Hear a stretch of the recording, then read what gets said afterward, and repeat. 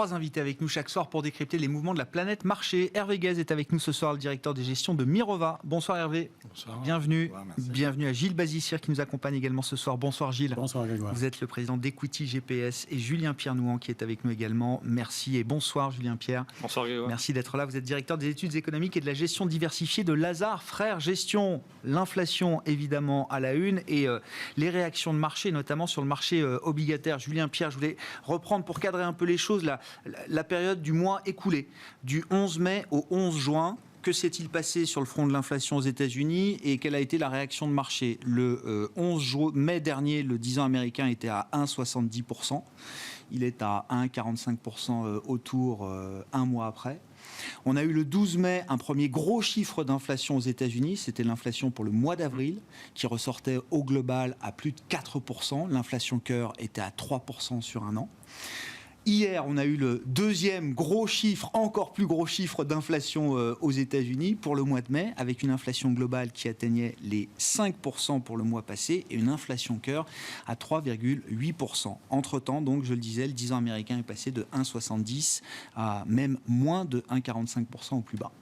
Effectivement, il y a de quoi être surpris parce qu'on a des chiffres forts et la logique voudrait que les taux d'intérêt remontent et ils ont baissé. D'abord, il faut un peu décomposer ces chiffres.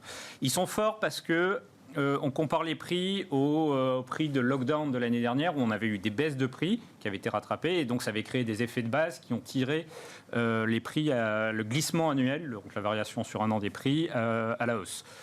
Mais même si on regarde les variations mensuelles, les instituts statistiques corrigent des différences classiques d'un mois à l'autre, on a des chiffres forts. On a des chiffres forts qui sont tirés par des choses comme les voitures d'occasion. Depuis le début de l'année, on a une progression de 30% du prix des voitures d'occasion. Pourquoi ? Parce qu'on a des pénuries de semi-conducteurs qui pénalisent les constructeurs et donc les gens se reportent sur les voitures d'occasion. On a d'autres secteurs, on a les prix des billets d'avion qui se normalisent. Mais en fait, on voit aussi d'autres choses quand même qui sont moins liées à la réouverture. Les prix, le coût du logement qui augmente fortement. Et donc, il y a cette grande question. Est-ce que ce qui se passe au niveau de l'inflation va être transitoire ou moins transitoire, voire permanent ? Et quelles sont les conséquences en termes de politique monétaire? Et là, ce que nous dit la réaction des marchés, avec des taux qui baissent, c'est que les marchés se disent on est d'accord avec la Fed, c'est sans doute transitoire. Et donc la Fed va pouvoir poursuivre sa normalisation très progressive de la politique monétaire. Et quand on voit ça, on peut se dire, oui, mais quand on regarde d'autres indicateurs comme le marché du travail, est-ce que ça va vraiment être le cas ? Ouais.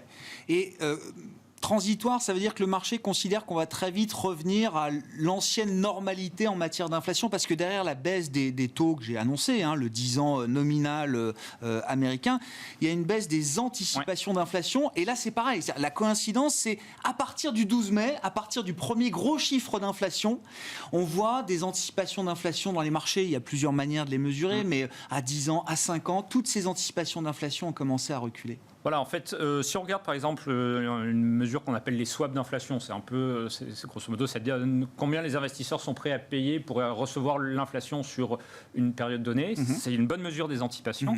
Ce qui est intéressant de voir, c'est que les marchés anticipent effectivement une inflation très forte sur l'année à venir, mais après une normalisation très rapide sur des niveaux qui, pour résumer, sont ceux de la période 2015-2019. Donc une inflation assez modérée. Moins forte que ce qu'on avait pu connaître auparavant. Et effectivement, là, on a eu une baisse un petit peu sur les dernières semaines. Après, il faut relativiser. Non, mais bien sûr. C'est une période d'un mois qu'il faut remettre dans la perspective des mois précédents où ces anticipations avaient fortement Mais monté. c'est vrai que le marché, là, aujourd'hui, est plus sur un retour au régime de faible inflation qu'on connaissait depuis 2015 que sur un retour à la norme d'une inflation autour de 2 qu'on avait pu connaître auparavant. Ouais. Et donc ça donne des arguments à la Fed pour commencer à engager la réduction du volume d'accommodation qu'elle met dans les marchés ? Ça dit à la Fed que les marchés sont sans doute en ligne avec son scénario d'inflation. Ouais. Ce qui est sans doute pour nous aujourd'hui, avec le nouveau mandat de la Fed qui est plus lié à l'emploi, un des gros éléments qui est déterminant pour nous sur les dernières semaines, c'est qu'on n'a pas eu des créations d'emplois de l'ordre d'1 million, comme on aurait pu penser à un moment vu l'évolution des inscriptions hebdomadaires au chômage, vu le contexte de réouverture. On a eu un peu plus de 250 000 en avril, 500 et quelques en mai. Ouais. C'est fort. Ouais. Mais ça veut dire que si on est sur le rythme des mois derniers, on rejoint la tendance au niveau des effectifs globaux qu'on avait avant la crise, fin 2022. Donc, on prend un peu de retard dans le rattrapage du marché du travail par rapport à ce qu'on pouvait anticiper peut-être il y a encore 1 ou 2 mois. Par rapport après... Je pense qu'il faut être là-dessus très prudent. On est dans un cycle tout à fait exceptionnel. On sait que le niveau de la bonification des indemnisations chômage fait que beaucoup de gens préfèrent rester au chômage que reprendre en emploi. Donc ça limite un petit peu le retour des gens sur le marché du travail. Qu'il y a des problèmes de garde, tout simplement. Donc ça aussi... Garde d'enfants. Hein. Oui, garde d'enfants. Donc la vérité, on la saura sans doute plutôt à l'automne. Ouais. Bon. Et donc pour conclure sur ces points-là avec vous, Julien Pierre, donc le rendez-vous de la Fed, c'est la semaine prochaine. Est-ce qu'il faut attendre déjà une évolution de la tonalité de la Réserve fédérale américaine, toujours dans l'idée de préparer l'idée d'une réduction des achats demain ?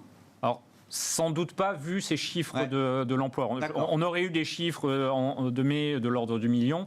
On aurait pu commencer, parce que ces chiffres de l'ordre d'un million... Il reste 9 millions d'emplois à corriger de la crise. Voilà. Enfin, c'est ça, hein, voilà. Grosso modo, c'est encore ce qui reste à corriger. Donc pour l'instant, la Fed doit juger qu'elle a du temps. La seule chose qui pourrait peut-être l'orienter dans cette voie, c'est le niveau des conditions financières qui est quand même extrêmement accommodant. Le retour on le voit, parfois d'une certaine exubérance sur certaines valeurs, mais c'est peu probable. Donc ça, c'est les parties périphériques du mandat, on va dire, c'est ça. Parce qu'on a des conditions financières qui n'ont jamais été aussi accommodantes. Hein. Ouais. Gilles, que vous inspire le sujet de l'inflation, les réactions de marché, la manière dont se comporte le marché obligataire on garde la tête froide par rapport à ça, mais c'est vrai qu'il y a quand même quelques interrogations. Alors, le sujet des taux d'intérêt et de l'inflation n'est pas notre forte chez Equity GPS. On prend les données pour ce qui concerne des données macroéconomiques et notamment les taux à 10 ans pour intégrer ça dans nos calculs de valorisation et de dynamique des perspectives des entreprises et fixer des espérances de gains à horizon court, moyen et long terme. Mais néanmoins, ce qui me paraît intéressant de noter, c'est que de façon générale, les sujets de l'inflation sont perturbants pour l'économie et les marchés actions quand l'inflation ou les craintes sont soit très élevées, soit très basses.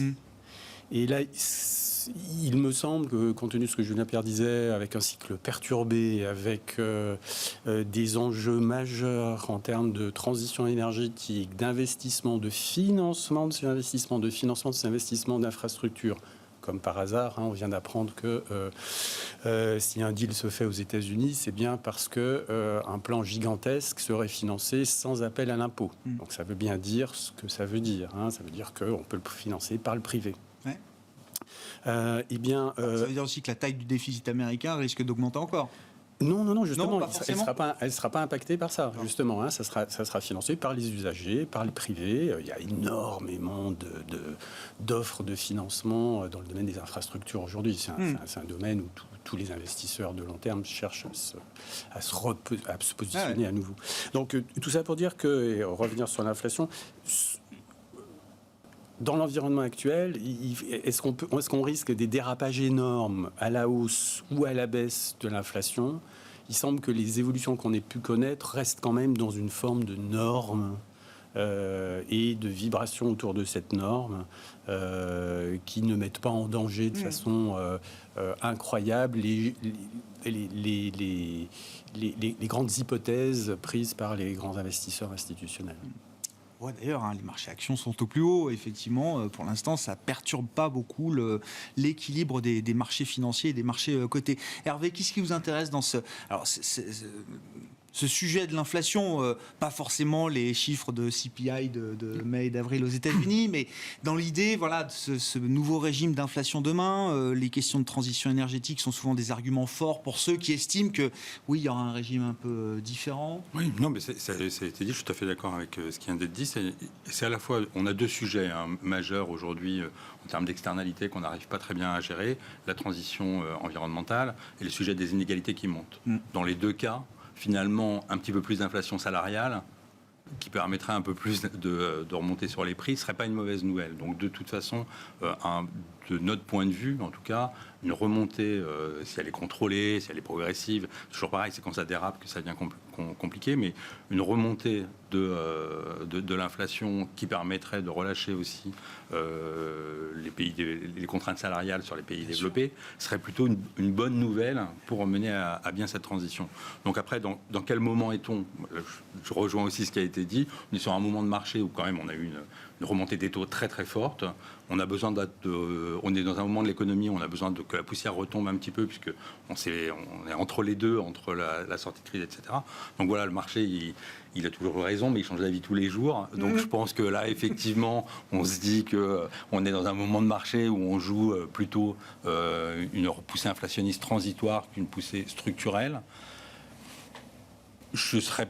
Voilà, je n'ai pas de boule de cristal. Je n'ai pas de boule de cristal sur le sujet, mais si je devais avoir une opinion sur le long terme, je serais plutôt quand même en train de me dire qu'on est quand même en train de sortir d'un régime qui était le régime de baisse structurelle des taux, et que ce régime qui dure depuis 10 ans est en train de se terminer, et que les anticipations inflationnistes, une fois qu'on aura retombé la poussière sera retombée, elles seront quand même plus élevées que ce qu'on a eu avant, et que c'est probablement le cas. C'est très clairement la stratégie de la Réserve fédérale américaine. C'est de dire le plein emploi, il n'y a que ça, et on veut voir les salaires monter. On ne veut pas revenir à la décennie précédente de désinflation, de stagnation séculaire. Ça, on ne veut plus le voir. Exactement. Et du point de vue consommateur salarié, il va bien falloir à un moment donné reboucler les choses. C'est-à-dire on ne peut pas tout avoir, c'est-à-dire vouloir la relocalisation, des services plus propres, un commerce mondialisé un peu contrôlé avec la question des droits de l'homme avec la Chine, et puis à la fin l'écran télévision qui vient de très loin avec un fort contenu carbone, fabriqué par des salaires très très bas, tout ça pas cher. Donc à un moment donné, c'est sûr que c'est compliqué, ça va prendre du temps, mais il y a une logique de fond structurelle à ce qu'on essaye de réinjecter dans le système un niveau inflationniste un peu plus élevé que ce qu'on a eu. Et d'un point de vue des transitions environnementales et sociales dont on a besoin, ce serait plutôt une bonne nouvelle. Et non, mais c'est un point clé, Hervé, parce que ce que vous dites, c'est un peu plus d'inflation, ça permet au comportement de changer. Parce que là, dans ce moment de réouverture de l'économie, on a l'impression qu'on est plutôt tenté de très vite reprendre les bonnes vieilles habitudes sans trop se poser la question de la transition, du climat.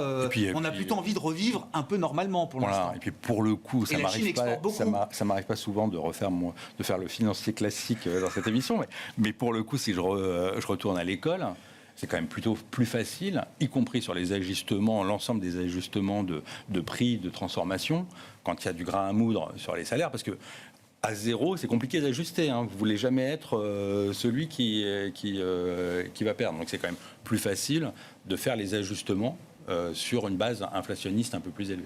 Ouais. Voilà. Donc ce serait une bonne nouvelle. Après, évidemment, il faut pas que ça parte trop vite. Les marchés ont clairement joué très très vite ce retournement, de façon peut-être un peu excessive, qu'il y ait une pause. Voilà, est-ce que c'est une pause ou est-ce qu'on achète ce scénario ? Non, en fait, c'est que transitoire. Je pense que c'est trop tôt pour dire ça. Il était assez... alors, c'est plus facile à dire après, en back trading.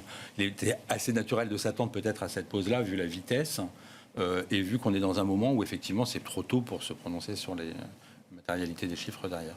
D'une certaine manière, rendez-vous dans un an. Une fois que tous les effets de base seront passés, c'est à partir de là qu'on commencera à y voir un peu plus clair. Pour de vrai.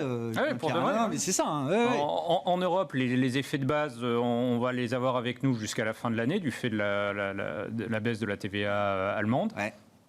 Et aux États-Unis, effectivement, il va falloir voir comment évolue le marché du travail. Il y a un chiffre qui était très intéressant cette semaine, c'était dans l'enquête Jolts, le taux de démission. On était sur un taux de démission qui était le plus élevé depuis que la série existe, donc depuis 2000. Donc, le chômeur volontaire d'Alan Greenspan. Voilà, je suis prêt à quitter volontairement mon travail parce que je sais que je trouverai mieux en face. Exactement. Et on a eu une nette accélération sur les 2-3 derniers mois. Et ça, quand vous êtes un employeur et que vous voulez garder vos meilleurs éléments ou simplement garder de la force de travail parce que vous avez un restaurant, il faut des serveurs, par exemple. Et encore, c'est pas que les restaurants qui sont dans cette situation. C'est quelque chose que vous prenez en compte dans vos négociations salariales. Donc voilà, c'est vrai que les chiffres de création d'emplois ont peut-être été un peu en dessous de... Mais il y a peut-être plus de tensions qu'on croit dans ce marché du travail. C'est probable. Il y avait un autre dans l'enquête Jolts, donc c'est les ouvertures de postes. On est à 9,3 millions d'ouvertures de postes le mois dernier aux États-Unis. C'est à peu près exactement le nombre d'employés, d'Américains encore au chômage aujourd'hui. On a 1 pour 1 quasiment aujourd'hui là dans ce marché du travail. Voilà, après il y a des questions effectivement d'adaptation. Tout chômeur n'a pas nécessairement le poste qui lui convient et tout poste n'a pas forcément l'employé prospectif qui lui convient. C'est ce qu'on appelle un chômage un peu frictionnel. Et, enfin structurel et frictionnel, c'est autre chose. Mais voilà. Mais voilà, le marché est peut-être plus tendu. Il ne faut pas oublier, remettre les choses en perspective. On a eu un stimulus massif aux États-Unis qui est en train de débouler dans l'économie et dont on va continuer à voir les effets du fait de la réouverture. Donc peut-être que la surchauffe de l'économie, elle va arriver plus vite que ce qu'on pense. Il y a un petit truc aussi qui est intéressant et qui a changé, c'est les anticipations d'inflation des ménages américains. Alors là, je crois qu'elles ont un peu rebaissé, mais enfin, l'idée, c'est quand même que l'idée d'une inflation un peu structurellement plus élevée, pas juste sur 1 an, sur 5 ans. C'est une enquête qui est réalisée par le Michigan, mais je crois qu'il y a une autre enquête aussi du Conference Board, c'est ça, qui sont un peu différentes. Mais c'est l'idée que le ménage américain commence à se dire, attends, oui, demain, ce sera peut-être 3% d'inflation, de nouveau régime dans lequel je vais évoluer. Voilà, alors les anticipations à 1 an sont très volatiles et souvent liées à ce qui se passe sur le prix de l'énergie. Mais c'est vrai que si on regarde les anticipations à 5 ans, c'est assez intéressant de regarder l'évolution sur les 10 dernières années. En fait, on revient à cette période de 2015 où on commence à baisser progressivement. On perd à peu près 0,5, 0,6 points et jusqu'en 2018-19. Et là, on a effacé la baisse des 4-5 dernières années. Donc, à partir de là, où est-ce qu'on part ? Ça peut aller assez vite, oui. Les anticipations sont ancrées jusqu'au moment où elles dérapent.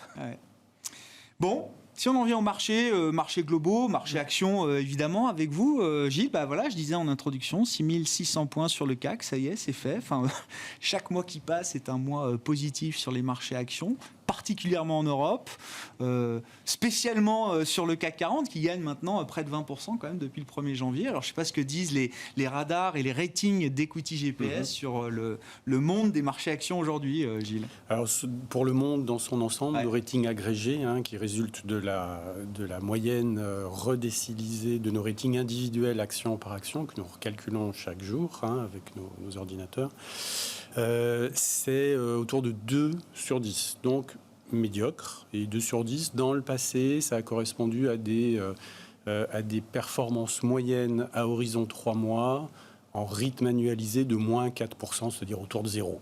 D'accord. Donc, médiocre. Médiocre. Rien de gravissime. Mais médiocre. Potentiel, quoi. C'est ce que dit un peu le rating. Non, on dit pas ça. Ah, vous dites pas ça. On dit pas ça parce que ça, c'est 7000 actions, c'est les marchés actions mondiaux. Et par contre, il y a, comme toujours, une dispersion importante entre les bons ratings et les mauvais ratings. Et parmi les géographies également.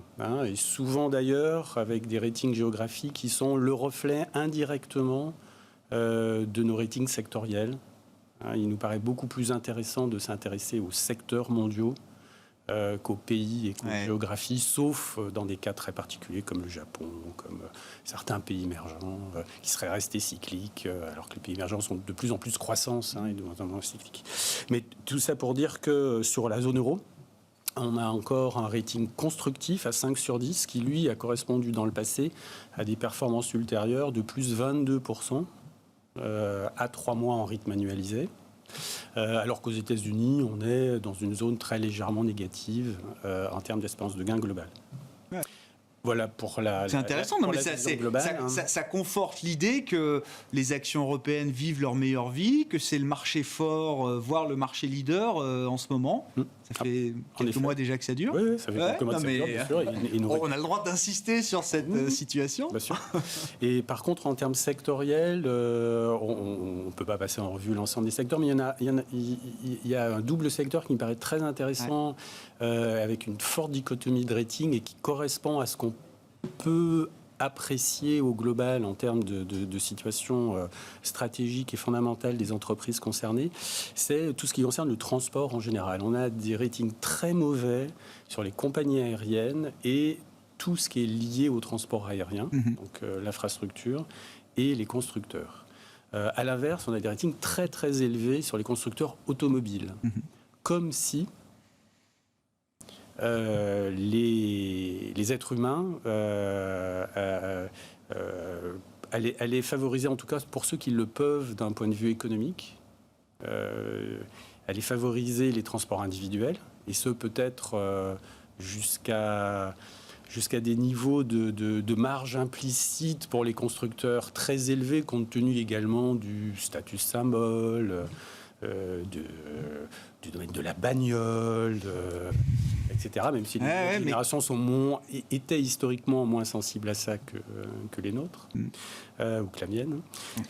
À l'inverse, les transports aériens, on trouve que compte tenu des perspectives, des dynamiques de perspective, on comprend toujours pas les valorisations.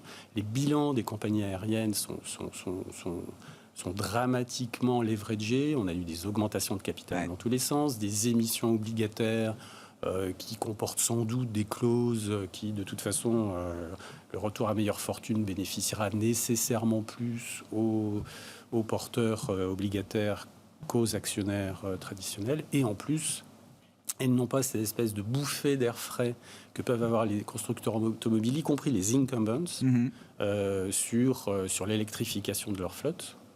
Oui, c'est ça. Il n'y a pas cette perspective-là. Enfin, dans l'aérien, c'est un peu plus compliqué. C'est beaucoup plus compliqué. À ce stade, les batteries pour des avions, ça sait déjà faire pour les voitures. Ça décolle pas. Pour les avions, mais voilà. On met 2 personnes dans l'avion et l'hydrogène, ça viendra avant longtemps. Et par contre, les game changer et le biocarburant qui pourrait en être un, c'est très très cher. Également. Donc, et donc vous dites attention parce que on a vu le secteur aérien qui pouvait connaître des phases de rebond aussi. Et vous dites attention à ce type de mouvement. Oui. Pour vous, c'est pas non. C'est pas fondamental. C'est pas accompagné en tout cas par une analyse fondamentale solide. Oui, à notre avis, non. D'autant que le secteur automobile est un peu, a souffert du Dieselgate, mais ça, c'est un effet passé. Très largement. Oui. Et alors que le secteur automobile, il ne vous a pas échappé qu'on avait un package climat à Bruxelles qui allait sortir en juillet. On en est dans la phase de négociation entre les industriels et les autorités compétentes. Et là, les compagnies aériennes font un lobbying, mais très intensif. Pour limiter les contraintes qui vont arriver. Et là, on verra bien d'ailleurs, et c'est un élément très intéressant sur tout le sujet de la transition énergétique, on verra bien qui gagnera. Et on sent que s'il y a des perdants, il faudra les aider et que ça coûtera cher. Reboucle avec le sujet de l'inflation. Hein. Tout nous ramène à l'inflation. Je vous laisse continuer, Hervé. Et puis, chez Mirova, pionnier, pure player, évidemment, de l'investissement socialement responsable. La contrainte climatique, ça vous parle. Donc, déjà, de manière un peu immédiate, comment se comportent les stratégies ISR dans le marché dans lequel on évolue aujourd'hui, où on est quand même sur l'idée d'un rattrapage cyclique, de réouverture? Est-ce que c'est compliqué? Pas forcément trop non plus. Comment vous évaluez justement? Non, on a eu le début d'année a été difficile puisqu'à partir de février, on a eu une très forte correction en fait sur toutes les valeurs environnementales, qui faisait suite à un emballement. On a parlé des taux assez incroyables. Donc on a sur des performances sur 1 an, 3 ans, 5 ans qui sont bonnes, mais depuis le début de l'année, cette correction violente sur certaines valeurs environnementales a fait souffrir bien évidemment les performances. On a parlé d'une bulle autour de ces valeurs. Oui, je ne pense pas que c'était une bulle. On a eu une très forte correction, on a eu un emballement trop rapide. enfin, il me semble-t-il qu'on n'est pas dans une bulle parce que justement on retrouve après cette correction des niveaux de valorisation qui sont pour nous des points d'entrée intéressants sur pas mal d'entreprises, de valeurs qui sont sur des cash flows profitables. Il y a beaucoup de modèles. Enfin, on a l'image peut-être un peu de la petite entreprise hydrogène avec quasiment pas de salariés et qui démarre tout juste. Donc il y a quelques valeurs comme ça dans le secteur environnement qui sont des valeurs à fort potentiel à 10 ans mais qui sont toutes petites et donc c'est compliqué à valoriser, à mettre des multiples, etc. Mais on a aussi, surtout, beaucoup de valeurs qui sont des valeurs avec déjà des parts de marché importantes, des taux de croissance élevés, des free cash flow, etc. Donc on est finalement, cette surcroissance moyen-long terme sur l'environnement pendant 10 ans, qu'est-ce que le marché veut la pricer ? Si on la compare au secteur de la technologie, on retrouve des multiples sur lesquels finalement ce supplément de croissance qui est intéressant et qui va être pricé cher. Alors, plus les taux sont bas, plus il est pricé cher, mais bon, donc la remontée des taux a aussi un peu pénalisé, bien sûr, ces valeurs typées croissance. Voilà, donc une sous-performance qui est tirée par ce côté segment-là particulier, mais je pense qu'on aura plutôt peut-être pas un rebond rapide, mais en tout cas, on a fini la correction et je pense que les arrivées de résultats vont permettre de repartir plus sereinement sur ces valeurs-là. Et d'un autre côté, on a tempéré ça par des positionnements cycliques, secteur automobile, ça a été dit par exemple, mais construction, sur lesquels on avait des segments value, voire même un petit peu bancaire, assurance, qui ont permis de pas...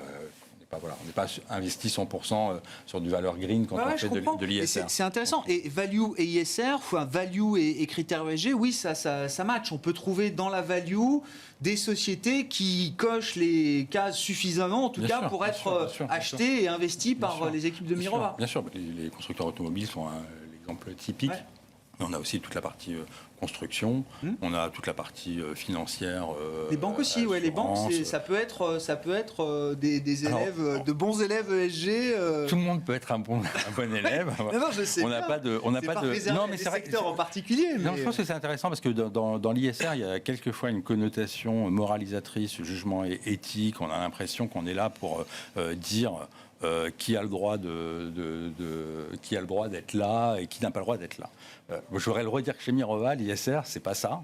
On n'est pas là pour essayer de donner des bonnes notes éthiques. On est là pour essayer de combiner 3 créations de valeur. C'est-à-dire que pour nous, la valeur, elle est bien sûr économique et financière, mais elle est aussi d'essayer de trouver des entreprises pour lesquelles on estime que la stratégie environnementale et la stratégie sociale sont de bonne qualité. Voilà. Donc ce qui nous intéresse, c'est pas d'aller dire la messe sur qui devrait sortir des marchés, c'est d'aller choisir des entreprises qui nous plaisent. Et bien évidemment, il y a des tas de secteurs qui sont en mouvement, qui sont en transition, et des tas d'entreprises qui sont sur des transitions environnementales et sociales qui sont intéressantes, y compris sur les secteurs value. Ouais. S'il s'agissait d'être présent que sur la biotech pour adresser le sujet social, santé, et sur le renouvelable pour adresser les solutions climatiques, ce serait un peu trop simple. Je vous ferai 2 paniers rapides et j'aurais pas vraiment de métier de gérant. Donc non, mais c'est très bien de le rappeler. C'est très bien. Donc, et ce qui nous intéresse, c'est vraiment qu'est-ce qu'on peut mettre de façon intéressante. Donc typiquement, mentionner effectivement les compagnies aériennes et on fait à peu près la même analyse, c'est-à-dire que à la fois sur le modèle économique et sur le modèle environnemental. Fondamentalement, c'est aujourd'hui, en tout cas, pas un secteur sur lequel on a envie d'être présent. Ouais. Ça ne veut pas dire du tout que je pense qu'il faut mettre la clé sous la porte de toutes les compagnies aériennes, les enlever du marché, etc. C'est que ça nous paraît aujourd'hui, d'un point de vue, si on regarde les fondamentaux et qu'on cherche à concilier valeur économique et valeur environnementale, c'est pas là où j'ai envie. Par contre, le secteur automobile, même s'il y a des gros challenges, parce que l'électrification... Mais c'est intéressant, vous citiez l'auto et quelques financières, je ne sais pas si vous les mettez dans le même panier, mais c'est des secteurs qui ont quand même une legacy, un héritage et un stock très très lourd à gérer, un passif très très lourd à gérer. Pour autant, vous dites qu'il y a quand même des entreprises qui sont capables de se montrer... intelligentes dans la manière dont elles avancent avec de tels boulets au pied, pour dire les choses concrètement. Le portefeuille de crédit des banques, on sait très bien qu'il n'est pas du tout aligné sur les trajectoires qu'il faudrait, etc. Oui, de toute façon, sur la finance, par tautologie, par construction, la somme de ce que fait le secteur financier, c'est la somme de ce qu'est l'économie. On est d'accord. Donc, on est d'accord. Si l'économie n'est pas sur la trajectoire 1.5, il n'y a pas de raison que les portefeuilles des crédits des banques le soient. Le rôle d'un acteur, d'un investisseur ISR, c'est de se dire finalement, dans la transition qui est en train de se faire, qui n'est pas simple, je prends souvent l'image, alors ça marche bien surtout pour l'automobile, il faut changer la roue en continuant de rouler. Quels sont ceux qui arrivent, qui arrivent à gérer cet exercice pas simple qui nous paraît le mieux. Après, il y a d'autres exercices qui sont plus compliqués que changer la roue en continuant de rouler, c'est de conduire avec à la fois le pied sur l'accélérateur et le pied sur le frein. Et là, c'est encore plus compliqué. On parlait par exemple des compagnies pétrolières, où on est un peu dans cet exercice qui est vraiment pas simple et qui pose aussi d'ailleurs des questions du coup de modèle économique. Voilà. Le secteur automobile, le secteur financier, je pense que les enjeux de la transition sont bien compris, sont assez clairs. Il y a quelque chose qui n'est pas simple, c'est il faut investir massivement sur des nouvelles technologies avec des incertitudes sur pas mal de sujets, sur l'électrification, mais voilà, on est sur du renouvellement de flotte, ça se fait en 10 ans. On investit sur ces technologies. Je pense que le capitaine d'industrie, secteur automobile, il voit bien ces enjeux, il sait où y aller. Le capitaine d'industrie, secteur pétrolier, même de bonne volonté, c'est pas simple. Entre le développement vers les nouvelles énergies et gérer ma legacy, je ralentis, j'accélère là, comment je fais ? Ça, c'est un sujet compliqué. Et du coup, ça pose aussi, bien sûr, des sujets, pas que environnementaux ou sociaux, ça pose des vrais sujets fondamentaux de comment est-ce que ces entreprises sont vraiment capables de se transformer, de gérer cette transition. Est-ce que ces entreprises-là sont les mieux positionnées pour être les nouveaux acteurs de l'énergie de demain ? C'est pas si évident. Voilà. Donc c'est pas ne pas avoir une entreprise en portefeuille. C'est pas... Parmi certaines majors pétrolières, je ne sais pas si on peut, si vous en citez une ou pas, mais vous dites pas aujourd'hui si celle-là demain je sais qu'elle sera encore là et qu'elle ce sera un groupe énergétique très différent. C'est pas Total auquel je pense forcément d'ailleurs. Non, mais si on peut parler, la stratégie de Total me semble d'un point de vue. Pour parler ce que nous on fait pas en gestion ISR côté best in class, c'est-à-dire ça paraît la stratégie qui est très pensée, très construite, etc. Quelle sera la part de pétrole dans 10 ans dans Total sur l'usage combustion donc pour le transport, quelle sera la part de pétrole qui ira sur la transformation sur le plastique dans 10 ans chez Total, et est-ce que sur les nouveaux métiers, est-ce que Total dans 10 ans aura pris ses parts de marché pour être l'entreprise compétitive d'eux?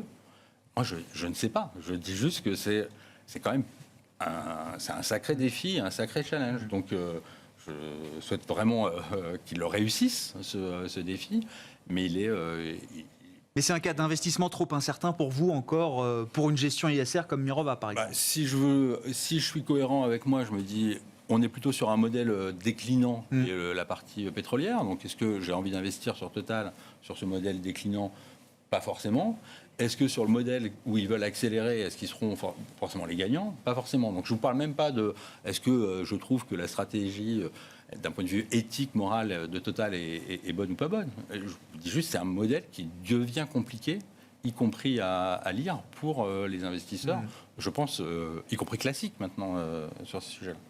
Gilles, sur la question de la transition, et puis je sais pas, sur le secteur des pétrolières, moi ça m'intéresse de savoir un petit peu ce qu'on en dit aujourd'hui, parce que beaucoup se posent la question quand même, tiens, il y a du rendement, c'est des groupes qui, pour certains, font des efforts, commencent à afficher des ambitions et des objectifs qui peuvent peut-être, à terme, on verra, mais leur permettre de changer de statut aussi, la perception peut changer aussi. Le secteur dans son ensemble a un bon rating, sans aucun doute. Maintenant, en effet, le transitioning va être quand même extrêmement important. Pour les groupes pétroliers traditionnels, eh bien, pour accélérer leur transition, ils vont être amenés à utiliser leur free cash flow pour racheter du décarboné. Il va y avoir une course. Ouais. Certains maintenant que les prix dans le renouvelable ont un peu baissé, certains sont très raisonnables. Certaines sociétés, beaucoup, et Pouyanné notamment, se montrent volontairement très raisonnables sur ces sujets-là. Après, voilà, ce côté très raisonnable, il peut évoluer à degrés divers et variés, en particulier quand il y a des effets de mode dans un secteur. Et ça joue on sait que ça peut jouer d'un point de vue historique. Sinon, dans le secteur, néanmoins, il y en a quand même une petite qu'on aime beaucoup, qu'on apprécie également d'un point de vue qualitatif, c'est Lundin Energy. C'est une société cotée, et incorporée en Suède, qui opère en Norvège, qui a un pétrolier pur, mais ils sont dans une forme de best-in-class en termes d'environnement qualitatif, de par leur positionnement, leur position géographique. Et ils ont été contraints bien avant d'autres par des normes très dures, ce qui fait qu'ils sont en avance par rapport aux autres. Pays scandinaves, oui, on sait qu'il y a une culture ESG très profonde. Et sur les renouvelables, est-ce que le potentiel s'est rechargé justement avec la baisse des valorisations et la baisse des prix ? Oui, mais là, il faut bien savoir ce dont on parle. Sur l'aspect renouvelable, pour moi, c'est valeur par valeur. D'accord. Et non pas, il n'y a pas vraiment de secteur à mon sens. Que les stock pickers de chez Mirova acquiescent. Bon, si on parle d'allocation un peu plus générale, peut-être avec vous, Julien Pierre, pour conclure, je rappelle, directeur de la gestion diversifiée de Lazard Frères Gestion. Et je repars de mon CAC 40 à 6600 points. Enfin, le S&P est au record aussi, un territoire record sur le marché américain. Pareil pour les marchés européens. Se pose peut-être la question des émergents, j'en sais rien, mais comment est-ce que vous êtes positionné aujourd'hui ? Est-ce qu'il faut réduire un peu son exposition au risque ou est-ce que pour des raisons X ou Y, il est plutôt approprié de rester bien investi dans le marché ? La question, effectivement, se pose, vu les niveaux élevés du marché. Il faut voir que la hausse depuis le début de l'année s'est accompagnée d'une progression aussi très forte des résultats. Oui. Donc, entre guillemets... Le marché n'est pas tellement plus cher, vous dites, par rapport... Le marché est même plutôt un petit tout plutôt moins cher, mais reste cher dans l'absolu. On regarde les courbes sur plus long terme. Donc... c'est aussi le reflet d'un contexte de reprise économique forte, de politique monétaire hyper accommodante, de relance budgétaire. Parce que ce contexte, on l'a dit, on va avoir sans doute des dépenses sociales plus élevées, donc on va peut-être conserver un niveau de soutien budgétaire important. Politique monétaire, on reboucle avec la question de l'inflation. Et donc, ce qui fait que nous, aujourd'hui, on reste surexposé sur les actions. On pense que la classe d'actifs peut encore profiter, notamment de la dynamique sur les résultats. Mais on est vigilant. On est vigilant sur ce qui se passe sur l'inflation, sur justement l'évolution de cette dynamique des résultats. Le prochain trimestre va sans doute être encore aussi très bon. Est-ce que cette dynamique elle va pouvoir se maintenir ? Surtout si à un moment on a des hausses de salaire.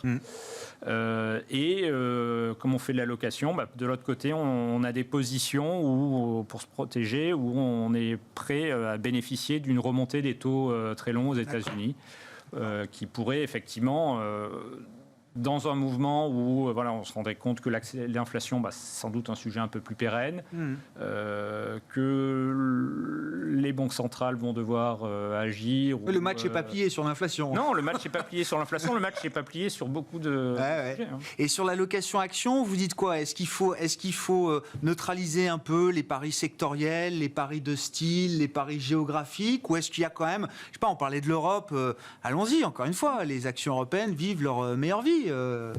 Effectivement, après de longues années de suprématie du marché américain, et c'est vrai que nous, aujourd'hui, dans nos allocations, on privilégie l'Europe, les émergents aussi, qu'on aime bien, qui sont pour le coup, sur des niveaux de valorisation très inférieurs à ce qu'on a dans les marchés développés, et où on pense que dans un contexte de reprise économique globale, on le voit... on aurait pu parler de la Chine, on n'en a pas parlé, mais il y a des questions. Mais on pense que la croissance va rester bonne et les émergents devraient donc bénéficier. Et c'est vrai qu'on a plutôt eu tendance sur les derniers mois à réduire nos expositions aux États-Unis qui avaient été largement soutenues. Et vous dites à un moment quand même les émergents, alors avec des situations sanitaires encore dramatiques et qui sont loin d'être réglées, mais à un moment cette partie-là aussi de l'économie mondiale sera entraînée dans la reprise. Oui, probablement. On le voit, une bonne partie de la relance américaine, elle passe dans la balance commerciale et donc bénéficie au reste du monde. On a vu les exportations allemandes vers les États-Unis, je crois qu'ils s'envolent effectivement. C'est pareil pour le commerce chinois. Enfin, les exportations de biens chinois vers les États-Unis se portent très très bien. Merci beaucoup messieurs, on s'arrêtera là pour ce soir. Merci d'avoir été là pour conclure cette semaine de marché. Hervé Guez, directeur de gestion de Mirova, Julien Pierre Nouhan, le directeur des études économiques et de la gestion diversifiée de Lazard Frères Gestion, et Gilles Bazissière, le président d'Equity GPS, qui étaient les invités de Planète Marché ce soir.